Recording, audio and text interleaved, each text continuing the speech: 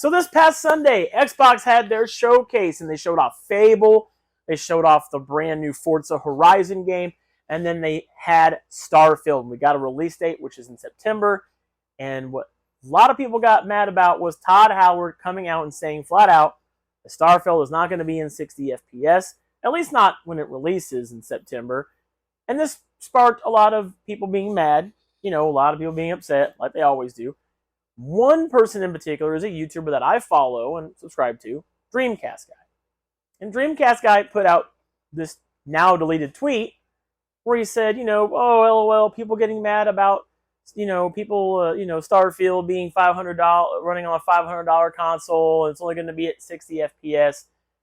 And he got called out by a guy who worked on God of War Ragnarok that works at Sony Santa Monica Studios.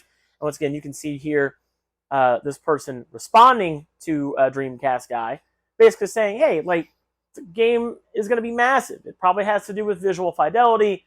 The game probably just wouldn't run properly at 60 FPS. And here's the thing.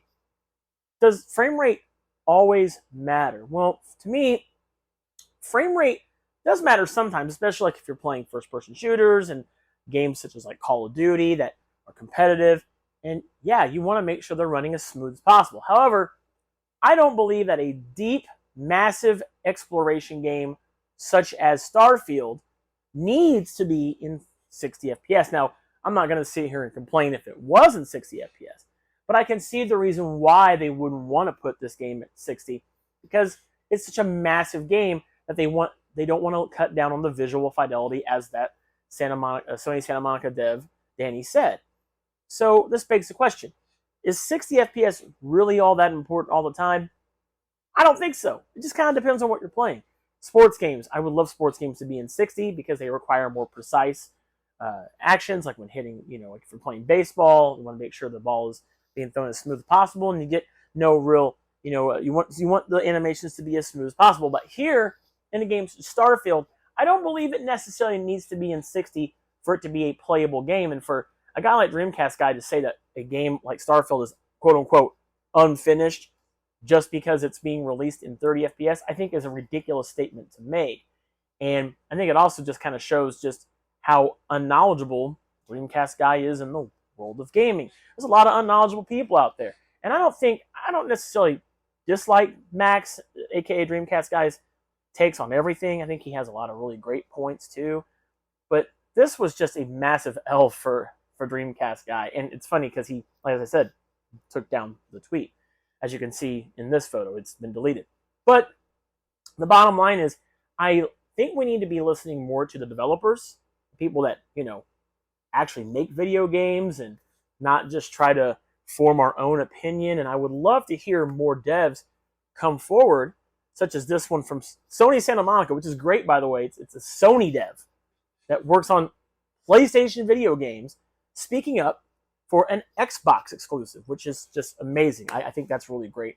And I would love to hear other devs come forward and speak up for their fellow developers, no matter what side of the coin they're on, no matter what company they develop games for. A developer is a game developer, no matter who they're developing a game for. So I hope that this opens up a new thing where we see developers speaking up and speaking out against people who, such as Max, or even myself, if I make a bad take, to educate us as to why certain games are made the way they are. Because let's face it, a lot of people don't understand. They think that they formulate these opinions, but when you don't work in the industry, I guess it's kind of easy to formulate an opinion, but I want to see devs educate people more on the game development process and why certain things don't have certain frame rate. I don't think that frame rate is necessarily altogether unimportant.